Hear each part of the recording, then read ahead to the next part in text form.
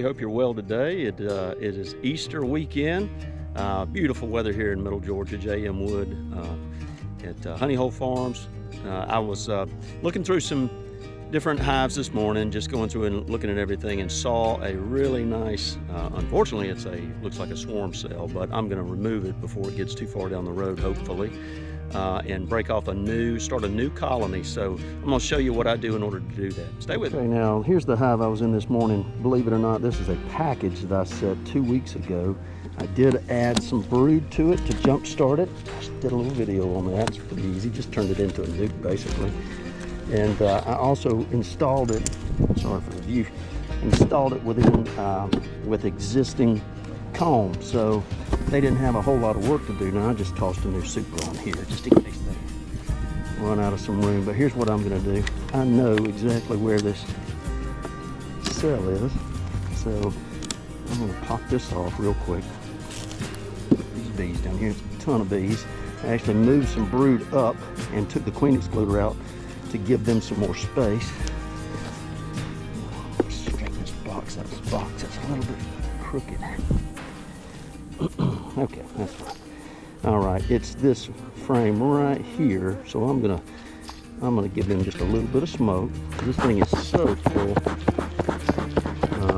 and I'm going to move this to a 2 frame. Okay, well, I'm going to easily take this up because the queen could certainly be down here. You'll see there's brood. Brood all over this one.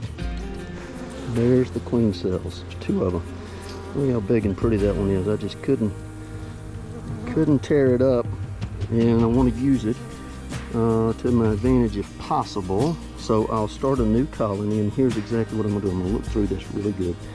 Make sure there's no queen. So on this frame, what I'm giving them is brood, plenty of bees, no queen. Got some honey right there in the corner. They're capping it. There's pollen, lots of good pollen. There's some little bitty, and you can see some small larvae all around the edge. The queen could be on here. I just got to make sure she is not. Make sure I won't see her right on. Okay. Well, either way, I don't see the queen. I'm looking all over just to make sure. Okay, here's what I'm going to do.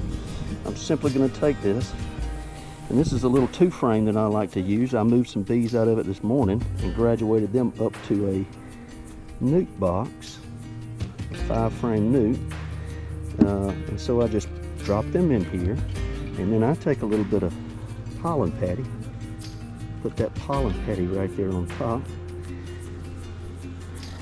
Now some of those, if there's some foragers, obviously they're going to fly back. I just push that down, close the lid on them good, let her hatch, come out, hopefully fly back. There's 2 cells, so hopefully that's a little bit of insurance there for them, and I can keep this colony over here from swarming.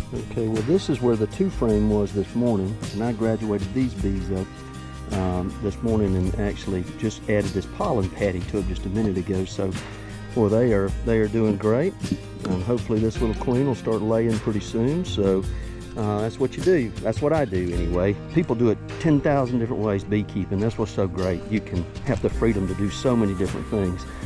Well, what I do is I watched actually Barnyard Bees. David with Barnyard Bees turned me on to these. He uses these quite a bit to produce colonies and queens, and then run those up into nukes. So that's what I did. I built a bunch of these little 2 frames. They work great.